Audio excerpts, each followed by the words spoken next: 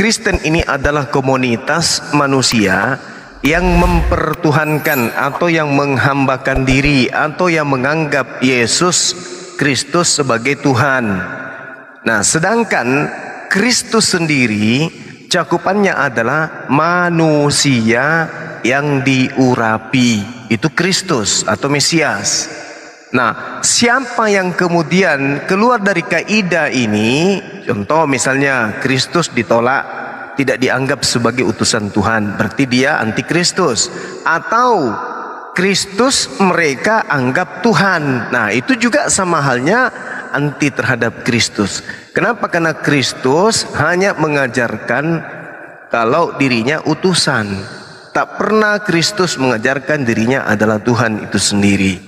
Jadi kalau ada sekelompok manusia menganggap Kristus ini sebagai Tuhan, berarti dia anti terhadap Kristus. Meskipun mereka menjual, menjajakan, mengajarkan, menyampaikan, menyuarakan bahwa mereka adalah pengikut, tapi pada faktanya mereka justru mempertuhankan Kristus.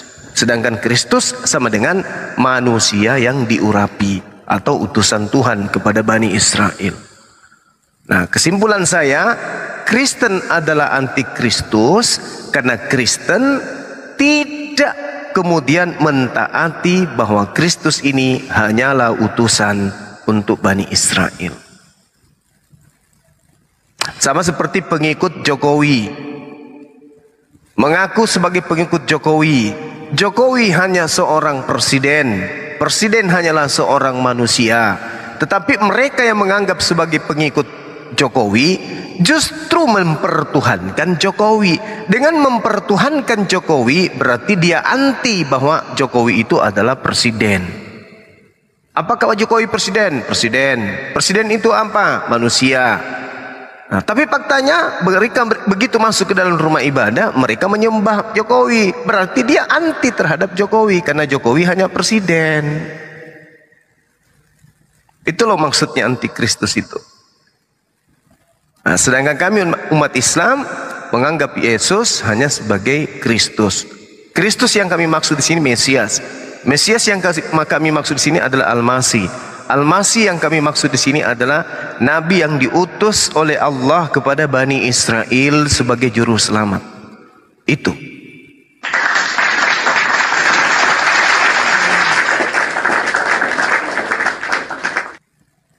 Sedikit lagi. Antikristus adalah yang tidak mengakui bahwa Yesus itu adalah makhluk yang datang sebagai manusia.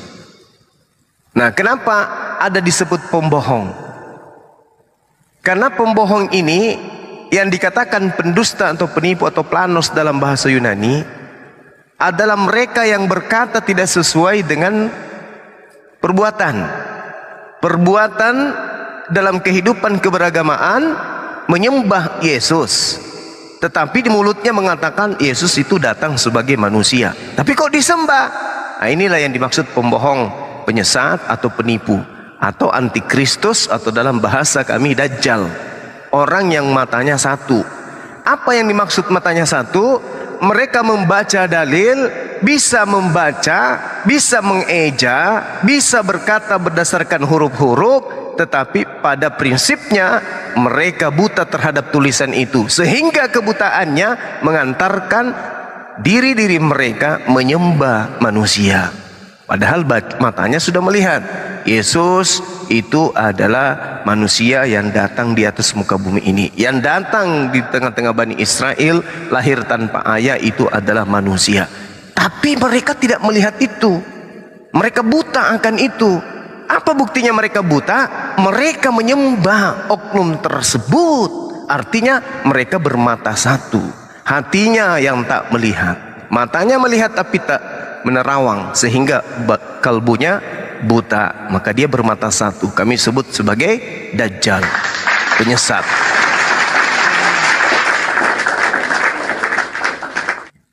Nah, di bawah ada bertanya, David Christian katanya, apa hubungannya Yesus sama agama Anda? Bahas saja Isahmu.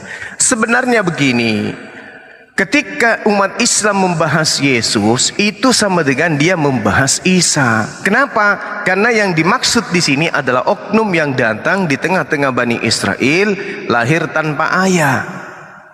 Lahir tanpa ayah berarti Nabi Isa, yang kemudian orang Kristen menyebutnya Yesus.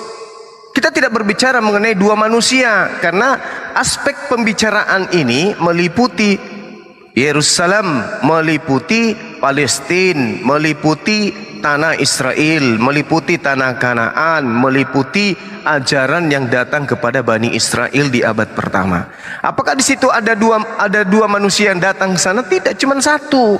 Umat Islam menyebutnya Nabi Isa, saudara Kristen menyebutnya Yesus, orang rumah, tuan rumah menyebutnya Yeshua HaMashiach atau Yeshua putra Maria.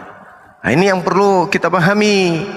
Al-Quran datang meluruskan ajaran Nabi Isa yang dibengkokkan. Siapa yang membengkokkan? Orang-orang Israel, orang Farisi. Apa hasil pembengkokannya? Muncullah Kristen. Jadi Kristen ini lahir dari hasil pembelokan ajaran Nabi Isa yang datang kepada Bani Israel. Ketika ajaran Nabi Isa itu ditolak, ajaran Nabi Isa dibengkokkan, lahirlah Kristen dari pembengkokan tersebut. Dan itu bisa kita buktikan secara data. Bisa kita buktikan secara data, baik melalui Al-Quran maupun melalui Bible, bahwa sesungguhnya Kristen ini lahir dari hasil rekayasa, tipu daya yang dibuat oleh orang-orang Farisi atau ahli Taurat. Al-Quran menguraikan itu dan juga Bible menjelaskan itu. Demikian.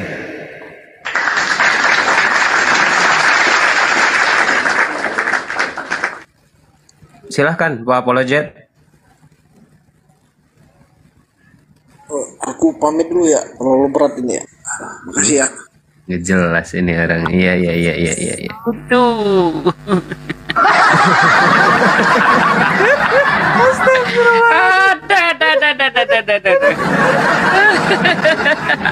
Bisa gitu ya? Kok bisa gitu ya?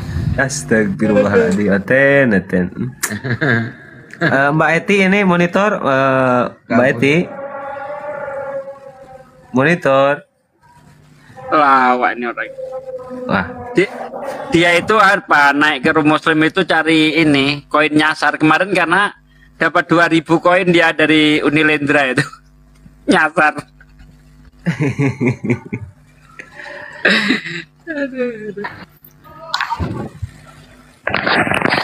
Nah ini antikristus Dajjal.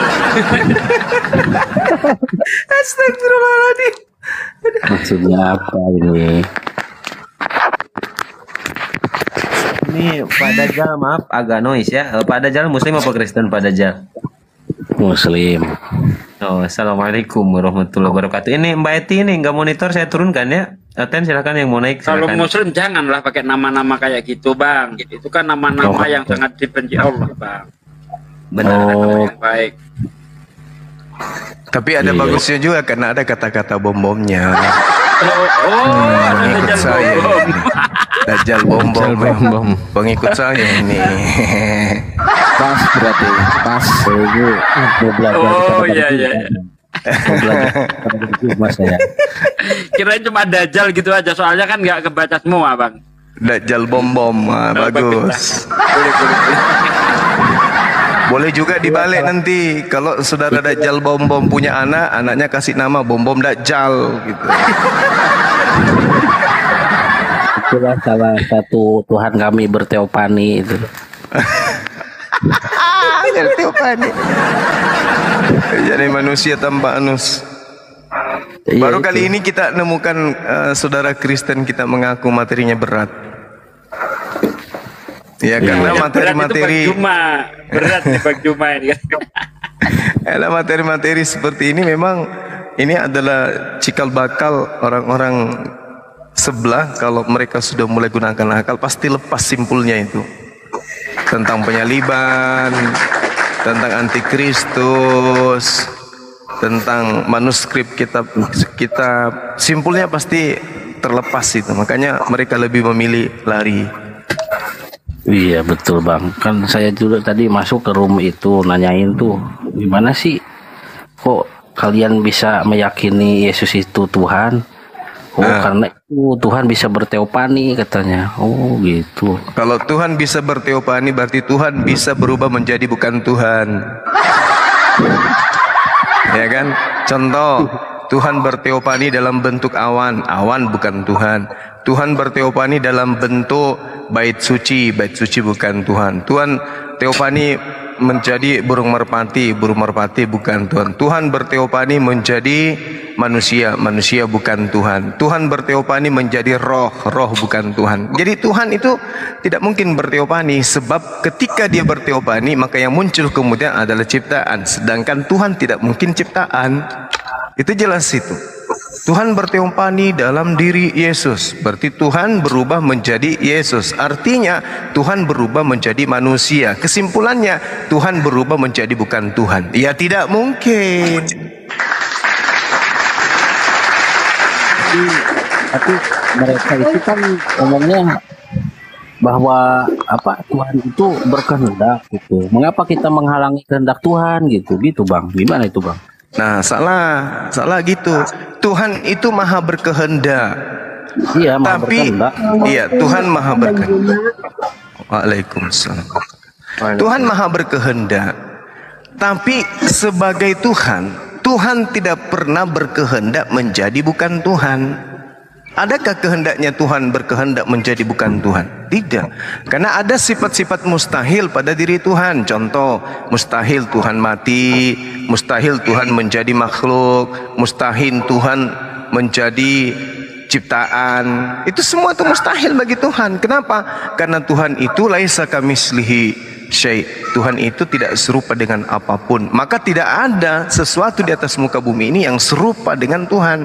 Kalau dia berteopani jadi manusia, berarti dia serupa dengan Bang Suma. Kalau dia berteopani menjadi merpati, berarti dia serupa dengan burung tekukur. Itu nggak mungkin. Abuya Setrong, mohon maaf, bisa dinaikkan Bang Riko biar iklan dulu sebentar. Bang Riko ini mengalami kesusahan ya kemarin. Pak Bom izin di bawah dulu ya. Terima kasih Pak Bom, sehat-sehat ya. Untuk iklan bentar. Beliau kemarin itu kesusahan untuk bayar kontrakan.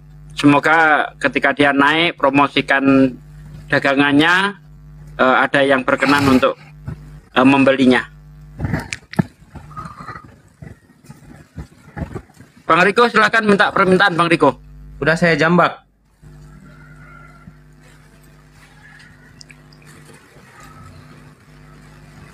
Bang Riko. Wah. Dan untuk Oten silahkan yang mau naik ya. Minimal bawa otak lah, nggak bawa data juga, minimal bawa otak. Jangan modal congor, pusing.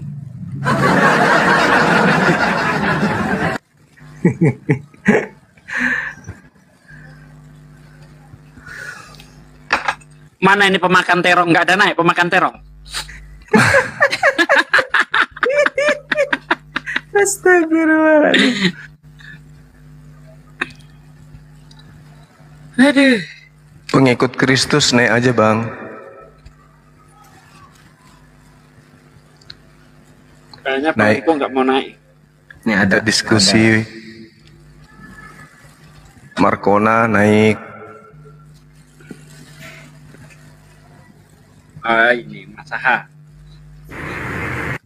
Iso bin Al. Mas Saha itu? Waduh, Masaha berarti Yesus Kakanda dan Adinda. Gurunda izin ya, Gurunda mungkin sebelum dilanjut, ini Bang Rika ya kasih waktu dulu untuk Bang Riko. Oke, Silakan siap. Bang Riko. Assalamualaikum warahmatullahi wabarakatuh. Waalaikumsalam. Salam kenal semua ya, dari manapun saudara sekalian. Saya Riko dari Tanjung Pandan Belitung, sedang berjualan aneka cemilan dari Pulau Belitung. Yang kami jual adalah pempek sutra tenggiri, ada abon tenggiri, ada kerupuk tenggiri, ada pastel mini abon tenggiri, ada peletek cumi-cumi, ada stik cumi ya. kami akan kirimkan dari Tanjung Pandan melalui Lion Parcel, Cepat dan JNT ke seluruh wilayah Indonesia dan Singapura, Malaysia, Thailand, Brunei. Yang berminat untuk bantu kami, silakan untuk lihat-lihat VT-VT kami. Di sana banyak sekali bertebaran nomor WA saya dan nomor rekeningnya ada di bio kami ini.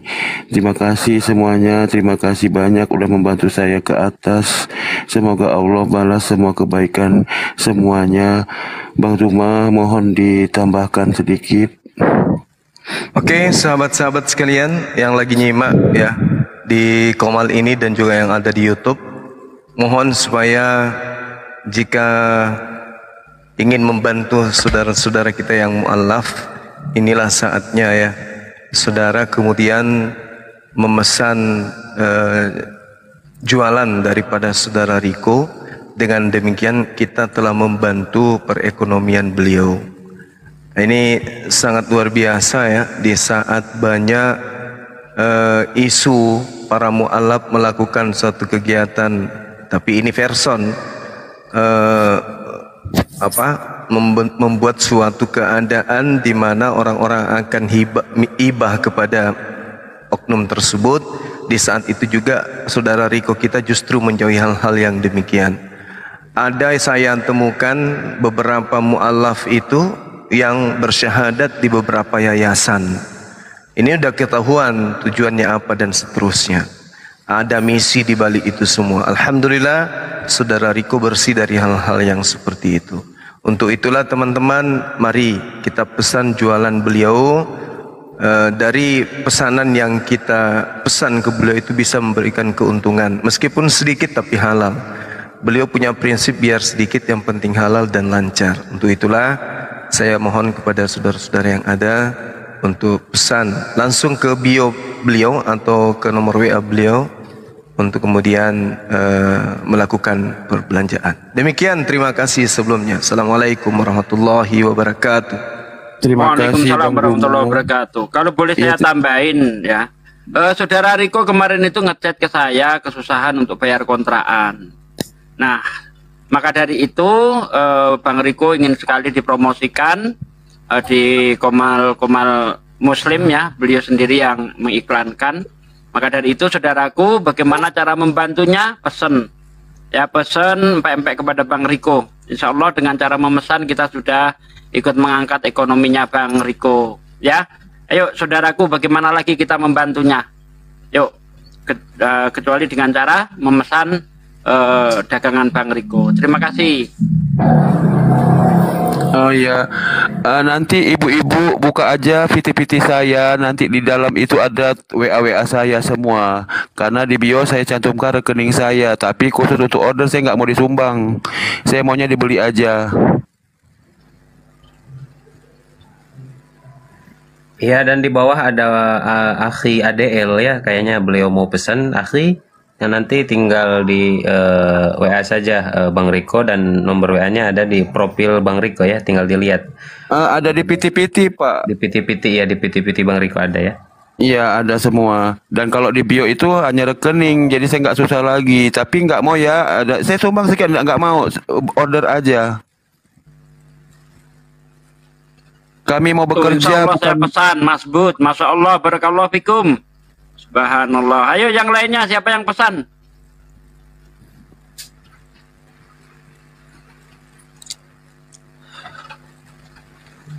Iya, saudaraku, mungkin Akhi Riko, terima kasih ya. Insya Allah nanti kalau ada yang mau pesan mungkin langsung WA Akhi, dan saudara-saudaraku yang di bawah silahkan ya. Tinggal lihat PT-PT Akhi Riko, nanti kalau mau pesan ada nomor WA-nya di sana. Dan Masya Allah Bang ADL, lihat tuh. Masya Allah, barakallah Bang ADL, subhanallah. Terima kasih ya Allah.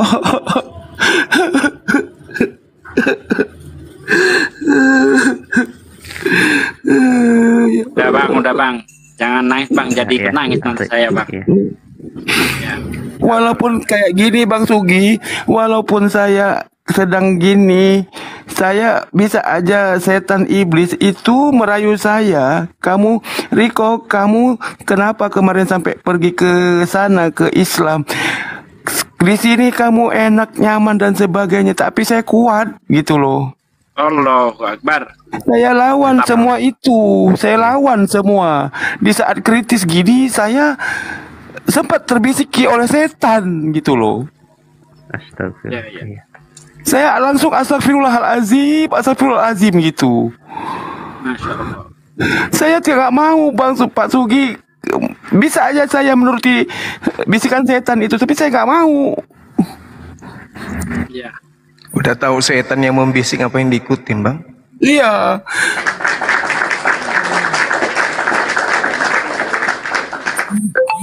Didorong-dorong gitu Bang Zuma, didorong. Ayo kamu lari ke Kristen lagi, ayo kamu lari gitu. Dorong balik atuh, kasih tendangan putar tanpa balasan aja. Udah tahu. Insya Wah, Allah. Assalamualaikum. Masya Allah. Assalamualaikum. Waalaikumsalam warahmatullahi wabarakatuh. Salam. Terima kasih semua ya. Masya Allah. Kuatkan iman, akidahnya perkuat. Kuda-kudanya diperkuat. Masya Allah. Enak itu. Izin speak up sebentar. Iya, Gurunda.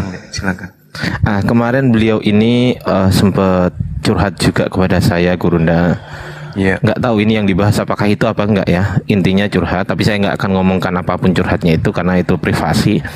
Intinya yang jelas saran saya kepada beliau, Bang Riko, di API itu pesertanya ada 2.000 orang lebih. Dan saran saya, cuman saran ya, Bang Riko bergabung di API, kemudian silahkan berjualan di situ 24 jam nonstop. Itu saran saya, Bang Riko. Itu saran yang baik itu menurut saya sih. Nggak tahu menurut yang lain. Lanjut. Ya, terima kasih ya semua. Ini Bang Zuma, ini ada yang beliin Bang Zuma katanya, kirimkan ke Bang Zuma. Saya mau balas WA Masya dulu ya. Allah. Mantap. Alhamdulillah. Terima kasih ya, Bang. Tapi by the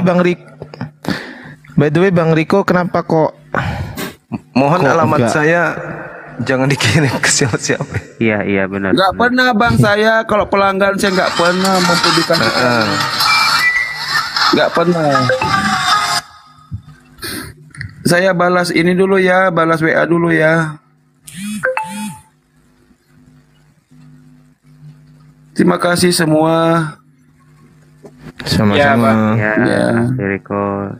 Assalamualaikum. Waalaikumsalam warahmatullahi wabarakatuh. Akhi. Waalaikumsalam warahmatullahi wabarakatuh. Masya Allah ya Rabbi. Api Papua. Ujian hidup ya Gurunda ya.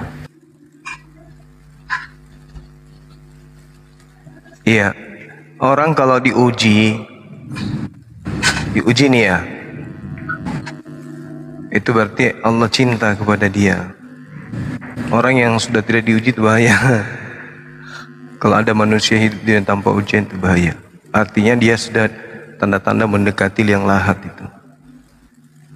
Begitu juga kalau ada manusia yang masih digoda oleh setan, berarti dia masih belum maksimal untuk masuk ke neraka, karena masih digoda, masih kurang menurut setan. Tapi kalau ada manusia yang merasa tenang, tidak pernah digoda sama setan, ya ada dua, setan yang takut sama dia, atau menurut setan orang ini sudah jauh lebih kesetanan daripada setan itu sendiri.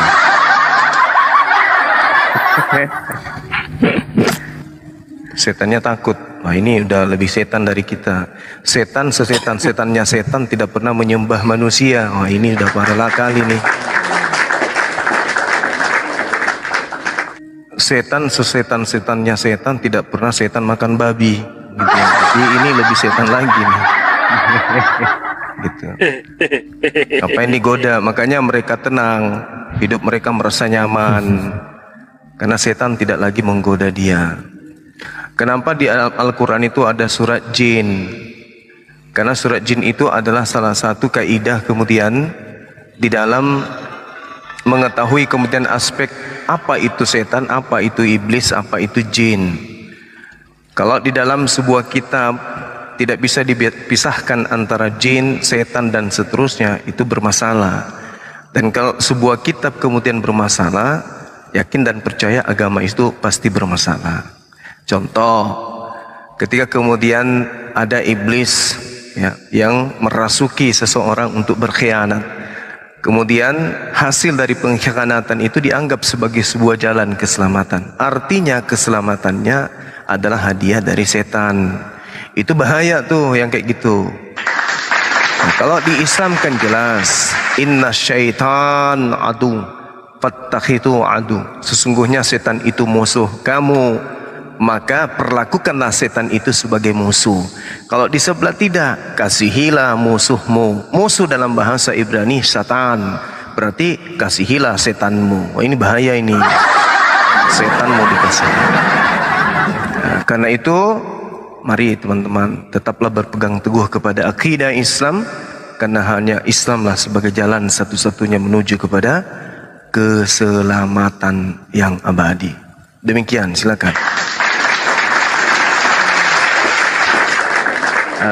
Bang Elang monitor. Bang Elang, buka mute-nya Bang Elang. Bang Masaha, selamat sore Ya. Masaha. Sore Bang. Iya. Iya. Bang Elang, kalau tidak dibuka mute-nya di bawah ya. 1, 2, 3. Makasih Bang Elang. Lanjut Masaha. Iya. Jadi aku mau mencoba merangkum iman kekristenan itu di bawah 5 menit ya. Mau coba nih. Nah, jadi bedanya Islam dan Kristen itu Masa izin.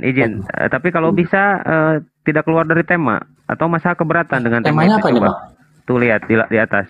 Oh, Kristen anti Kristus. 5 menit mau ngapain? Mana yang aku lihat gini Bang? Gini Bang. Mau Malah- khotbah, tempat mau khotbah,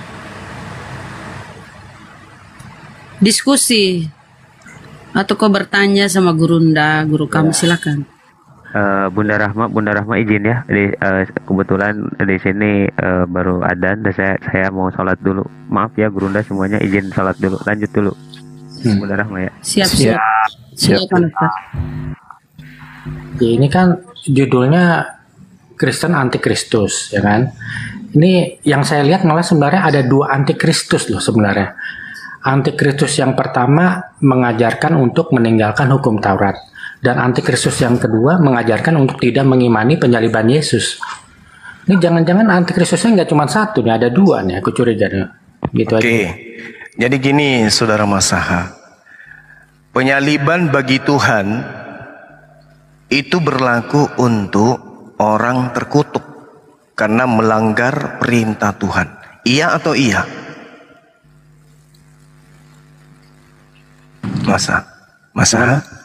Gimana Bang? Penyaliban terhadap oknum oleh Tuhan itu adalah berlaku kepada orang pendosa atau pelanggar perintah-perintah Tuhan yang setara dengan hukuman mati. Betul atau tidak? Betul Bang, kecuali Yesus. Enggak ada kecuali enggak ada kecualian. Enggak ada. Enggak boleh karena tidak ada dalil. Makanya saya katakan bahwa kita harus mengetahui perspektif penyaliban berdasarkan kitabnya orang Yahudi. Jangan memahami penyaliban berdasarkan Kristenan. Kalau penyaliban berdasarkan kekristenan, penyaliban itu adalah surga bagi Kristen. Sedangkan penyaliban bagi Bani Israel adalah neraka bagi mereka, orang-orang yang tahu tentang hukum Tuhan. Penyaliban berlaku hanya untuk pelaku kemaksiatan. Nah, sekarang tolak ukurnya adalah pengakuan Paulus, pendiri agama Kristen. Apa pengakuan Paulus? Kata Paulus ada tertulis. Kalau Paulus mengatakan ada tertulis di mana? Harus jelas. Terkait apa yang tertulis ini? Terkait dengan terkutuknya orang yang digantung di tiang salib. Kita telaah kemudian, di mana tertulis tentang terkutuknya orang-orang yang digantung pada kayu salib oleh Tuhan? Ternyata cek per cek tertulisnya di dalam kitabnya saudara kita Bani Israel, Ulangan 21 nomor 22 sampai nomor 23. Cakupan daripada dalil itu, saudara Masaha, adalah apabila seseorang berbuat dosa yang sepadan dengan hukuman mati. Nah, Yesus masuk enggak di sini? Setara enggak Yesus ini? Orang yang berbuat dosa yang selevel dengan hukuman mati. Ada enggak Yesus melakukan dosa setara dengan hukuman mati? Ada enggak? Tidak ada. Berarti yang mati terkutuk di atas tiang salib ini siapa? Yesus, Bang. Gitu. Saya ulang. Iya. Orang yang mati digantung di tiang salib adalah orang yang berbuat dosa, di mana dosanya tersebut setara dengan hukuman mati. Ada tidak Yesus itu memiliki dosa? Tidak ada, Bang. Tidak ada. Adakah Yesus ini disalib? Disalib, Bang, dia. Adakah dosa yang dilakukan Yesus? Tidak ada. Apa yang menyebabkan dia disalib? Karena dia harus menjadi domba pengganti anaknya Ibrahim. Siapa yang mengajarkan Yesus ini anak suci, hamba suci adalah binatang domba? Siapa yang ngajarin? Ya, itu tertulis, Bang. Tertulis di mana? Di mana? Di perjanjian baru, di perjanjian lama. Perjanjian lama di mana Yesus disebut sebagai anak domba? Adalah Yesaya kalau nggak salah itu, Bang. Yesaya itu. Ya. Inilah yang saya katakan Kristen itu antikristus. Anda menolak kebenaran, artinya Anda adalah antikristus. Antikristus anti terhadap Mesias. Mesias ini adalah orang suci. Apakah orang suci ini pantas kemudian untuk disalibkan? Sementara Tuhan mengatakan, jangan kamu mengusik Mesiasku. Artinya jangan kau mengusik orang yang kuurapi. Mazmur 105 nomor 15. Jangan kau mengusik orang-orang yang telah kulantik, yang telah kuurapi, yang telah kukristuskan. Jangan kau usik. Jangan berbuat jahat kepada nabi-nabiku. Mazmur 105 nomor 15. Yang melanggar perintah ini akibatnya dosa. Orang yang menjadikan dosa sebagai jalan keselamatan berarti dia adalah Dajjal. Ya, begini, Bang. Logikaku begini, Bang. Kalau Yesus dilahirkan bukan untuk disalib, lalu buat apa dia dilahirkan tanpa bapa, Bang? Karena dilahirkan tanpa bapa artinya dia bukan keturunan Adam.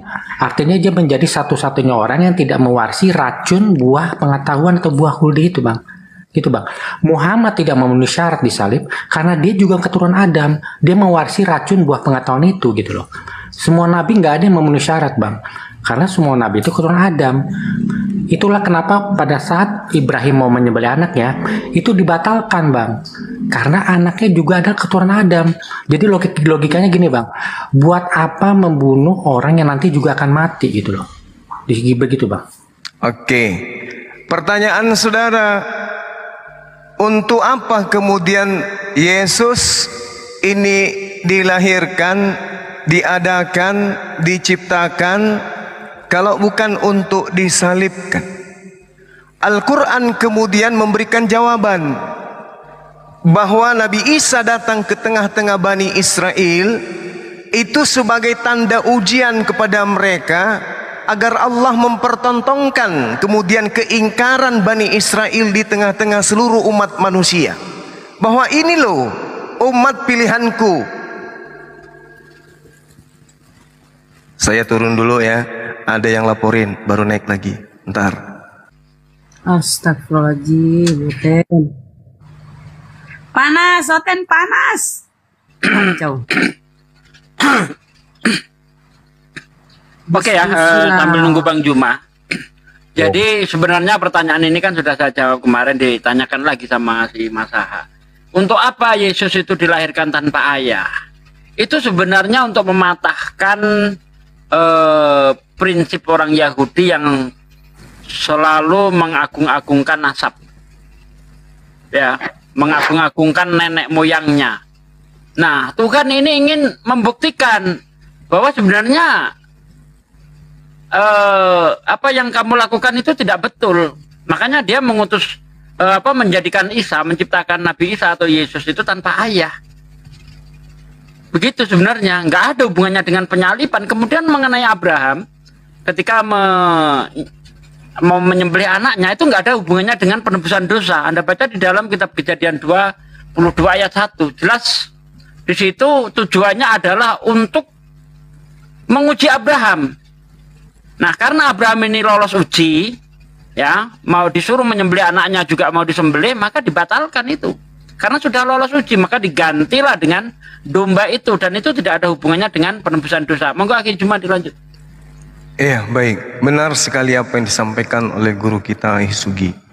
Nah, salah kedua, tadi salah satu. Yang kedua, Allah Subhanahu wa taala menjelaskan di dalam Al-Qur'anul Karim, "Mal Masihu ibnu Maryam illa rasul qad khalat min qablihi ar-rusul wa ummuhu siddiqah kana ya'kulani at-ta'am unzur kaifa nubayyinu lahumul ayat thumma anzur anna yufakun." Al-Masih putra Maryam hanyalah seorang rasul. Sebelumnya pun sudah berlalu beberapa rasul untuk Bani Israel, dan ibunya Maryam hanyalah seorang yang berpegang teguh pada kebenaran. Keduanya bisa memakan makanan. Maka Allah mengatakan kepada Bani Israel, perhatikanlah bagaimana kami menjelaskan tanda-tanda kekuasaan kami kepada ahli kitab atau Bani Israel. Lalu kata Allah, perhatikanlah kemudian bagaimana mereka akan dipalingkan terhadap kebenaran oleh keinginan-keinginan mereka. Jadi Allah kemudian mengutus Nabi Isa di tengah-tengah Bani Israel bukan untuk disalib, tetapi untuk mempertontonkan, ini loh manusia dari golongan Bani Israel yang dulu aku kasihi, yang dulu aku pilih, yang aku sayangi, yang aku bersama dengan mereka, yang aku katakan inni ma'akum. Lihat, aku mengutus kepada mereka betapa banyak nabi dan rasul. Aku utus kepada mereka beberapa kitab suci. Aku perlihatkan kepada mereka mujizat-mujizat, tanda-tanda dan kekuatan. Tapi lihat bagaimana mereka berpaling. Maka ketika kemudian mereka berpaling, kami datangkan sosok Nabi penutup bernama baginda Rasulullah Muhammad sallallahu alaihi wasallam. Sehingga kami berfirman, wahai ahli kitab, qad ja'akum rasuluna yubayyinu lakum, telah datang kepada kami rasul dari kami, baginda Rasulullah Muhammad sallallahu alaihi wasallam, yang menuntun kalian kepada jalan keselamatan, yaitu menjadikan Al-Qur'an sebagai panduan. Jadi tak ada untuk mati untuk menebus dosa, tak ada. Makanya orang Kristen saya katakan sebagai antikristus, karena penyaliban terhadap Yesus yang dijadikan sebagai tameng keselamatan. Tidak ada ayat pendukungnya, tidak ada dalil yang kemudian memacu keimanan Kristen ini sebagai alat membenarkan penyaliban. Tak ada. Jangan mengusik orang yang kuurapi, jangan mengusik orang yang kumesiaskan, jangan mengusik orang yang kukristuskan, dan jangan berbuat jahat kepada nabi-nabiku. Apa maksudnya? Jangan kau membunuh Yesus. Kalau kamu membunuh Yesus, berarti kamu adalah manusia terkutuk. Kalau kau manusia terkutuk, maka tempatmu di neraka. Nah, lahir Kristen, penyaliban terjadi. Kalau benar yang disalibkan ini adalah Nabi Isa atau Yesus Kristus, maka yang muncul kemudian adalah laknat Tuhan, yang muncul kemudian adalah murka Tuhan, yang muncul kemudian adalah makhluk-makhluk fasik. Kristen kemudian beriman kepada apa yang dibentuk, yang dibuat oleh manusia fasik. Berarti Kristen mengimani kefasikan. Bagaimana mungkin kefasikan membuat manusia itu bisa masuk dalam keselamatan? Tidak mungkin. Nah, kalau yang disalibkan ini bukan Yesus, tapi ternyata orang yang lain, yaitu orang yang menggantikan Yesus, maka celaka 12 kalilah Kristen ini. Kenapa? Karena penyaliban bagi mereka adalah jalan keselamatan menuju kepada surga. Sedangkan kalau Yesus yang disalibkan, maka penyaliban ini adalah sesuatu yang durjana. Penyaliban ini adalah sesuatu yang dibenci oleh Allah. Tapi kalau yang disalibkan ini adalah orang yang menggantikan Nabi Isa, maka yang disembah oleh orang Kristen ini adalah orang pendosa, orang yang terkutuk yang menggantikan Nabi Isa. Berarti tidak ada keselamatan bagi Kristen. Kalau yang disalibkan adalah Yesus Kristus, maka penyaliban itu adalah sebuah laknat bagi Tuhan, sebuah kekejian bagi Tuhan. Kalau yang disalibkan ini adalah bukan Nabi Isa atau bukan Yesus, maka celakalah orang Kristen, karena yang disembah adalah Yudas, orang fasik, orang pemakan suap. Jadi Kristen ini, saya katakan sekali lagi, mereka ini adalah pengikut Dajjal. Mereka ini adalah umat yang mana buta mata, buta hatinya.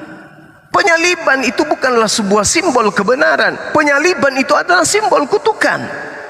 Diperkuat oleh pengakuan Paulus, terkutuklah orang yang mati di atas tiang salib. Berarti yang mati di atas tiang salib adalah oknum Tuhannya Kristen, yang disalib juga adalah Tuhannya umat Kristen, yang mereka sembah juga adalah manusia yang dikutuk di atas tiang salib. Lalu keselamatan apa yang didatangkan oleh salib ini?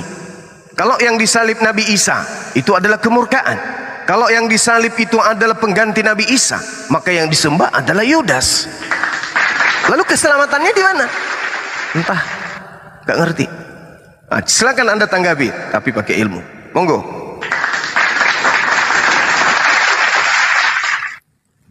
Ya, di sini bedanya Islam dan Kristen, Bang. Kalau Islam itu kan tidak mengimani kalau Tuhan itu tidak punya anak, ya kan? Nah, kalau Kristen mengimani, Bang, Tuhan itu punya 2 anak biologis, Adam dan Yesus gitu loh. Nah, Islam benar mengatakan bahwa Adam tadinya dia adalah untuk menjadi khalifah atas seluruh bumi, betul.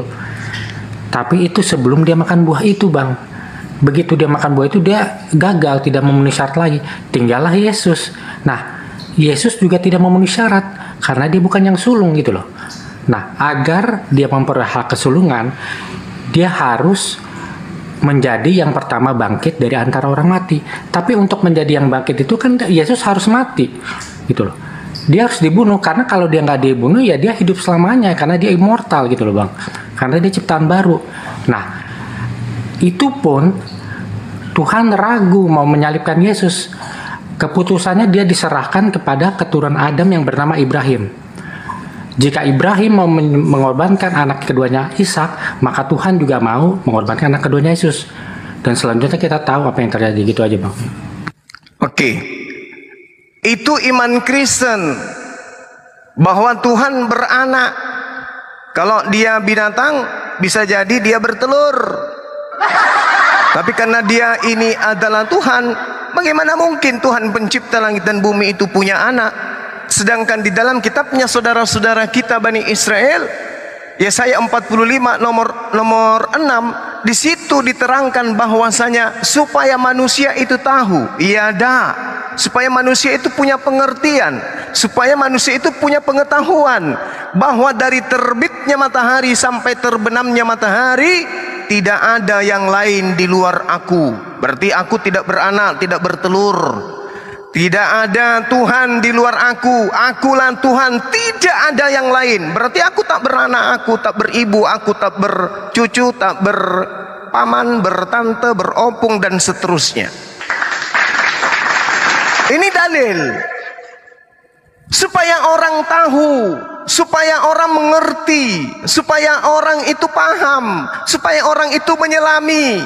Akulah Tuhan, dari sejak terbitnya matahari sampai terbenamnya matahari, bahwa tidak ada yang lain di luar aku. Akulah Tuhan dan tidak ada yang lain. Kambing melahirkan pasti anaknya kambing. Sapi melahirkan pasti anaknya sapi. Manusia melahirkan pasti anaknya manusia. Tuhan kalau melahirkan, Tuhan melahirkan pasti yang dilahirkan Tuhan.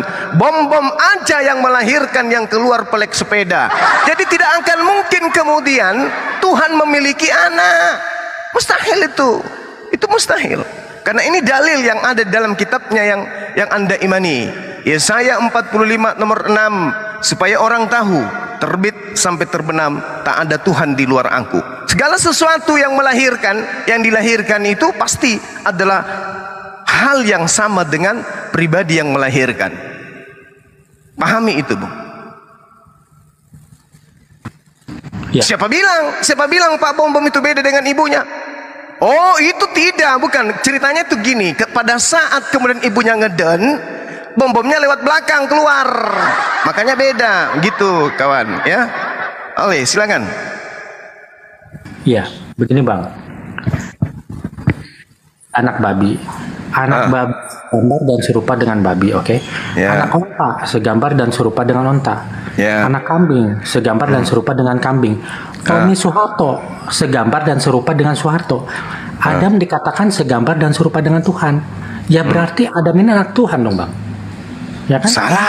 Salah ente. Tuhan menciptakan Adam. Adam ini diciptakan karena Adam ciptaan, sedangkan Tuhan bukan ciptaan. Di situ aja udah kena. Bagaimana mungkin sosok ciptaan serupa dengan yang bukan ciptaan? Boleh aku potong nggak Bang? Silakan. Nah, Bang, Ya. kalau mau jujur Bang, kita semua Ya. ini ciptaan orang tua kita Bang.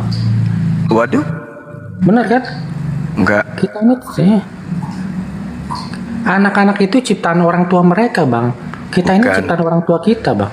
Bukan. Sekarang begini, ketika bini saudara membuat adonan kue, apakah adonan kue itu ciptaan istri saudara?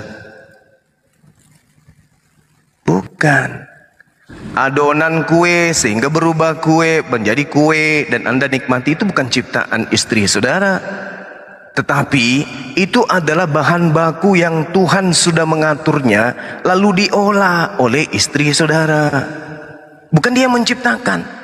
Sama seperti Pak Bom-Bom. Pak Bom-Bom itu bukan ciptaan emaknya, bukan ciptaan bapaknya. Emaknya ini hanya melakukan suatu gerakan lari pagi sambil renang, lahirlah Bom-Bom, tapi lewat belakang.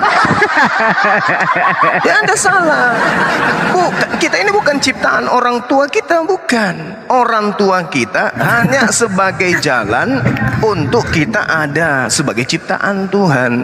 Karena tidak mungkin kemudian kita seperti pewayangan, bertaburan kita jatuh dari langit, kucepluk, kucepluk, kucepluk. Tiba-tiba kita berjalan, ada bayi jatuh dari langit. Itu Bom-Bom itu. Nggak ada. Tuhan menciptakan seluruh umat manusia dengan metode yang berbeda-beda. Dalam arti kata, metodenya ada yang dari ibu yang satu, ada yang dari ibu yang satu. Hanya Pak Bom-Bom yang lahir dari laki-laki. Gitu. Jadi, saudara harus memahami dengan jelas, ketika Anda membawa Kejadian 1 nomor 26, itu Tuhan tidak serupa dengan Adam. Maksudnya, Adam serupa dengan gambar yang dibuat oleh Tuhan. Jadi Tuhan menggambarkan sketsa atau skema atau model rancangan tentang makhluk yang akan menjadi pemimpin di atas muka bumi. Tuhan merancang matanya, Tuhan merancang kepalanya, Tuhan merancang perutnya, merancang dua tangan, merancang kaki untuk tegak lurus. Supaya apa? Supaya rancangannya ini bisa bekerja untuk menjadi pemimpin di atas muka bumi. Kenapa sapi tidak menjadi pemimpin di atas muka bumi? Karena tubuh sapi itu tidak disetting untuk bisa bekerja layaknya manusia. Kita disetting, maka manusia dicipta segambar dengan gambar Allah, gambar dengan gambar Elohim. Maksudnya bukan Elohim yang segambar dengan Adam, tetapi gambar Elohim, maksudnya gambar rancangan Elohim itu kemudian menjadi dasar pijakan menciptakan Adam. Maka baiklah kita menciptakan Adam serupa dengan gambar kami. Maksudnya gambar kami itu ini loh, Kami simpan matanya di depan 2, bukan disimpan di depan 2 1, di belakang 1, atau disimpan di muka 1, di toilet wanita 1. Yang masuk ke toilet pria mata ditutup, yang masuk kemudian wanita perempuan mata dibuka. Tidak. Rancangan kami Adam akan kami cipta serupa dengan gambar yang sudah kami rancang. Maka Adam dicipta dalam bentuk fi aksani takwin, dalam bentuk yang paling sempurna Adam itu. Kenapa dia sempurna? Karena yang merancangnya adalah pencipta alam semesta. Itu yang perlu saudara pahami. Jadi bukan Allah pencipta kita itu segambar dengan kita. Kalau Allah subhanahu wa ta'ala atau Elohim yang orang Yahudi sebutkan serupa dengan kita, berarti pencipta kita punya anus. Na'udzubillah summa na'udzubillah. Sedangkan segala sesuatu diciptakan pada diri manusia itu punya fungsi. Contoh misalnya gigi dicipta untuk apa? Untuk menggigit. Tangan dicipta untuk apa? Untuk memegang. Kuping dicipta untuk apa? Untuk mendengarkan.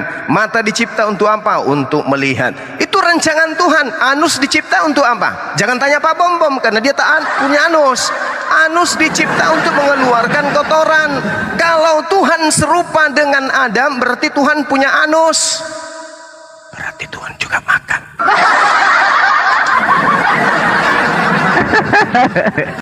Tuhan juga kentut. Jangan-jangan yang Anda dengarkan petir kilat itu Anda anggap sebagai kentut. Kentutnya Tuhan Anda. Jangan.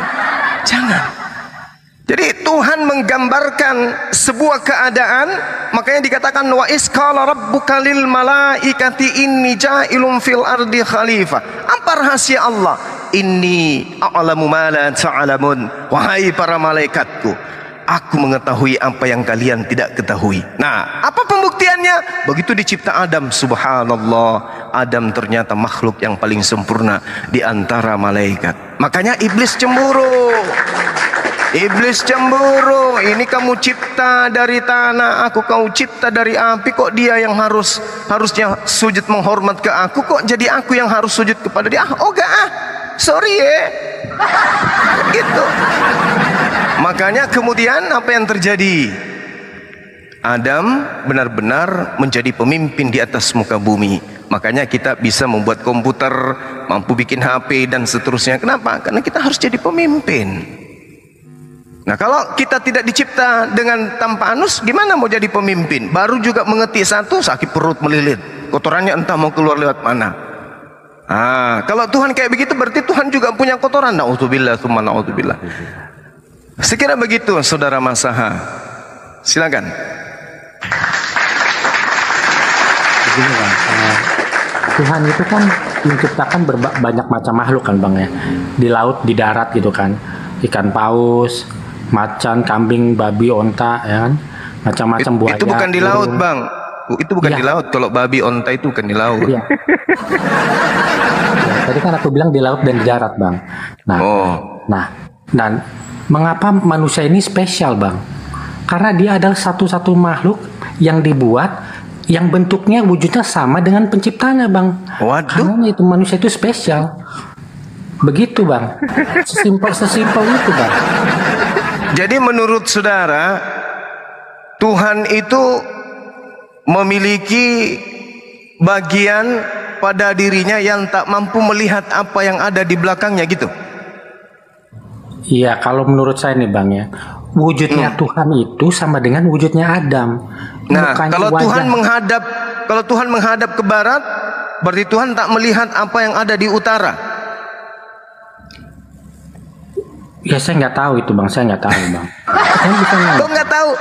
Tadi Anda mengatakan Tuhan serupa dengan Adam, kok sekarang nggak tahu? Iya, Mas kan bisa nengok Bang, bisa nengok kan? Bisa nengok kalau dia kena asam urat, keseleo dia. Nah dia punya leher. Asam urat itulah yang dimaksud dengan dosa waris Bang. Bukan asam lambung.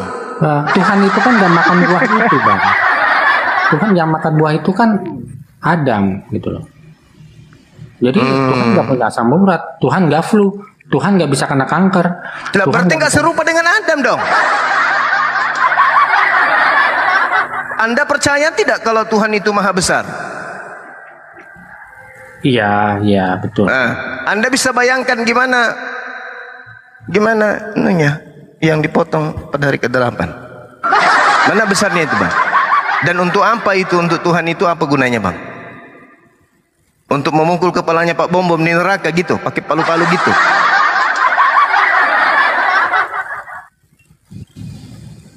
Ya kan itu perjanjian antara Ibrahim dan Abraham dan Tuhan loh Bang, itu kalau sunat Enggak, itu kan. kita berbicara itu dulu mengenai wujud Tuhan itu. Anda mengatakan serupa dengan Adam. Anda percaya enggak Adam punya kelamin? Punya Bang, iya punya Bang. Kalau Tuhan?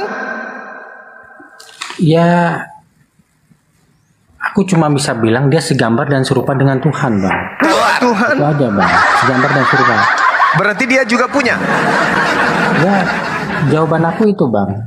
Adam segambar dan serupa dengan Tuhan Bang. Iya, berarti Tuhan juga punya itu. Ya jawaban itu saya itu Bang, segambar dan serupa dengan Adam. Ya harus tuntas dong. Jangan Anda mengatakan serupa segambar tapi tidak tuntas.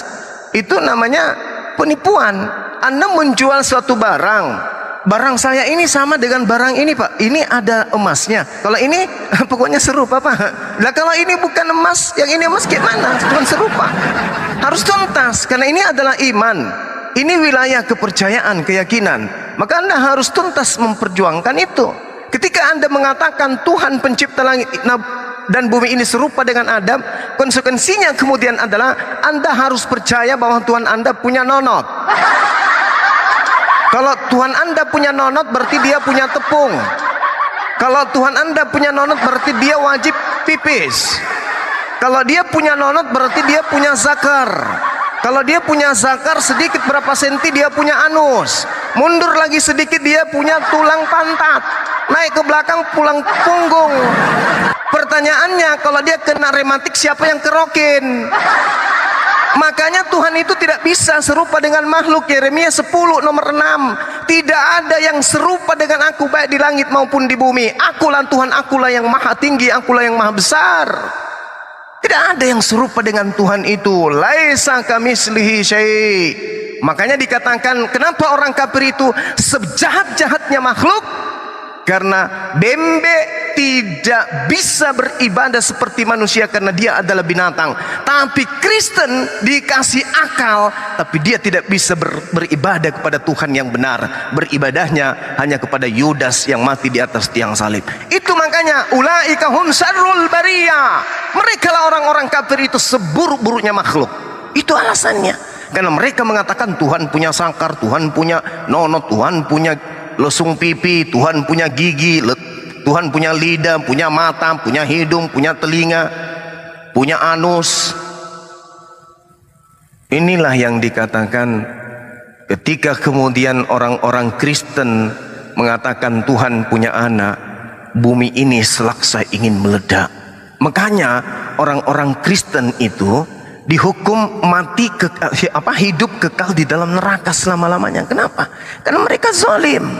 Wa man azlama mimman iftara 'ala Allahil kadhiba wa huwa yud'a ilal Islam. Wallahu la yahdil qaumaz zalim. Orang Kristen itu adalah zalim-zalimnya makhluk. Orang Yahudi boleh ingkar karena di situ belum ada ajaran Islam. Dalam kategori sempurnanya ajaran agama Islam. Orang Yahudi boleh kemudian ingkar disebabkan di situ belum ada baginda Rasulullah Muhammad SAW.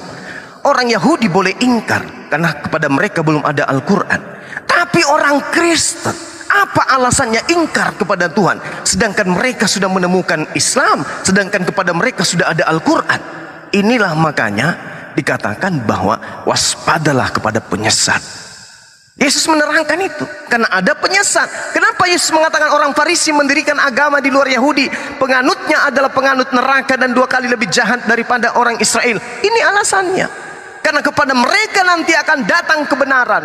Kerajaan Allah diambil, diberikan kepada bangsa yang berhak untuk mengajarkan kebenaran itu. Dari buahnya Anda bisa lihat. Tapi mereka penyesat-penyesat ini kemudian hanya bisa mendengarkan suara tanpa memaknai isi suara tersebut.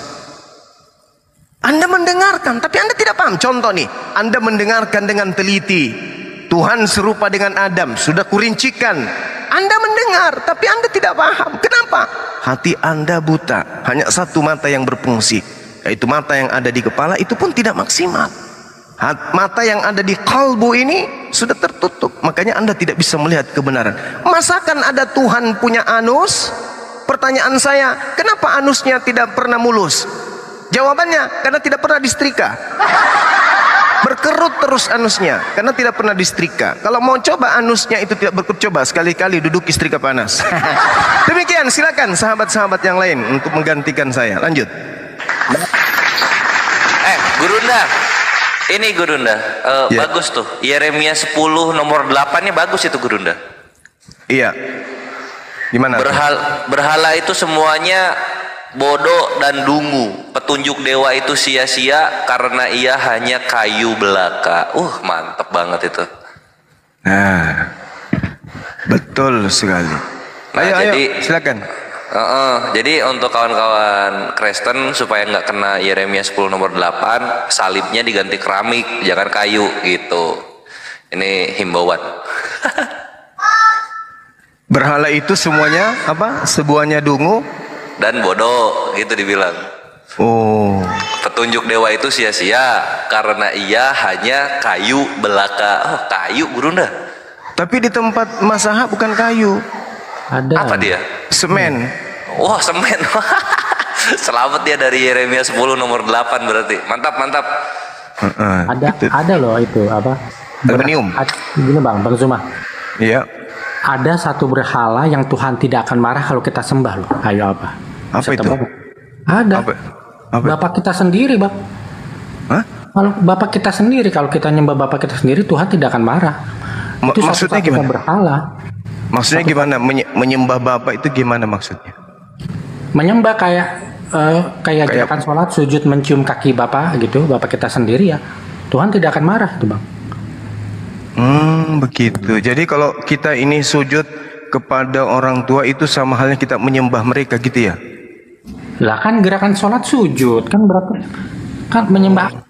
Bang berarti kalau sujud di kaki manusia kan menyembah manusia itu Bang. Tapi kalau di Islam itu diterangkan begini, inna a'malu binniyat. Segala sesuatu amalan itu ditentukan oleh niat. Jadi kalau ada orang mencium sujud kepada kakinya bapaknya, niatnya apa?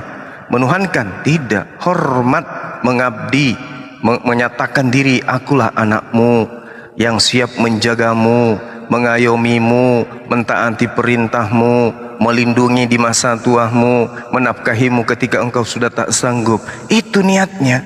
Itu sungkeman namanya.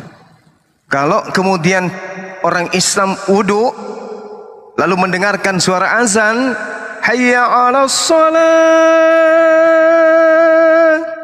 mereka berbondong kemudian ke rumah ibadah, sujud, niatnya apa? Ya Rabb, kesempurnaan yang ada di atas muka bumi tak ada artinya. Tubuhku yang begitu kekar, jasadku yang begitu hebat, tak ada artinya. Engkaulah satu-satunya pencipta, tak ada daya dan upaya selain engkau. Aku sujud menghambakan diriku kepadamu. Maha suci engkau ya Allah. Subhanallah wa bihamdi. Jadi tergantung dari niat. Jadi kita menyembah kepada Allah, niatnya memang menghambakan. Kita sujud kepada orang tua kita, ya untuk menjadikan anak kita ini sebagai anak yang saleh. Ayahku, aku anakmu, perintahkan dan tuntunlah anakmu ini kepada kebenaran. Semua, iya ayah. Tolong kamu antarkan jahitan ini ya nak. Kemana ayah? Ke rumah Pak Bom Bom. Baik ayah. Itu patuhan itu yang terjadi. Jadi ketika umat Islam itu sujud kepada orang tua, itu bukan berarti menyembah kepada orang tua. Salah. Bahaya itu, nanti menyembah kemana-mana, sujud kemana-mana, kamu pikir kamu pikir dia itu adalah Tuhan, mempertuhankan, salah. Bahaya andaikan kamu hidup di masa penjajahan Belanda. Angkat tangan, ruku bawah, sujud. Sujud, menyembahlah kepada Belanda ente. Bahaya itu. Jadi bukan kayak gitu maksudnya. Silakan sahabat yang lain. Yang aku bingung gini Gurunda, Masaha kalau menyembah kepada Bapak, ini contoh Kristen ya, menyembah kepada Bapak. Artinya di Kristen itu diperbolehkan kayak begini.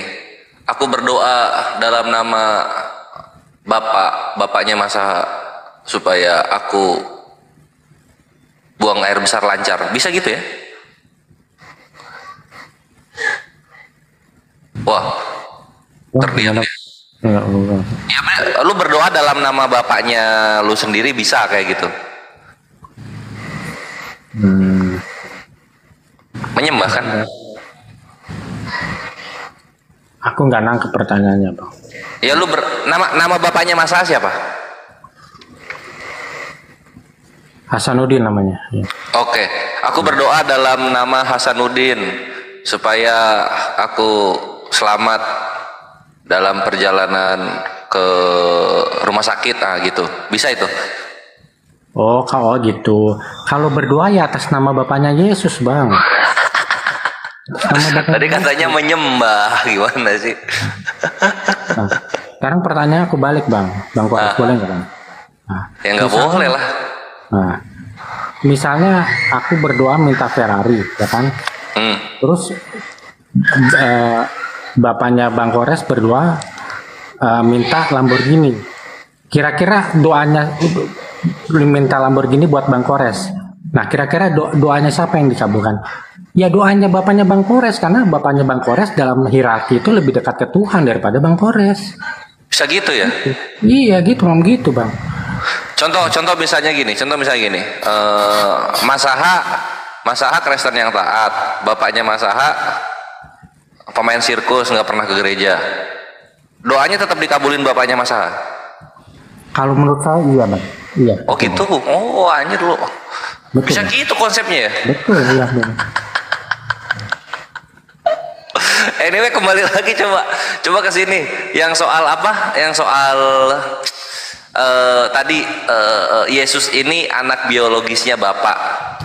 Setahu gua kan biologis itu datang dari sperma. Nah, kalau biologis menurut Masaha gimana? Iya, itu kan aku kan sering bilang, Bang.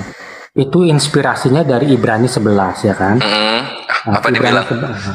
Ibrani 11 tuh ngajarin kita kalau asal usul kita tuh dari bapak kita, Bang, bukan dari ibu kita. Nah, kan bunyinya begini. Sebelum Lewi ada, Lewi masih di dalam Yakub, ya kan? Sebelum Yakub ada, Yakub masih di dalam Ishak. Terus ada di dalam Ibrahim, ya kan? Ya berarti sebelum kita semua ada, kita ini masih di dalam Adam gitu loh, Bang. Karena Adam makan buah itu belum punya anak, makanya kita mewarisi racun itu, gitulah yang kenapa kita bisa mewarisi itu loh, Bang.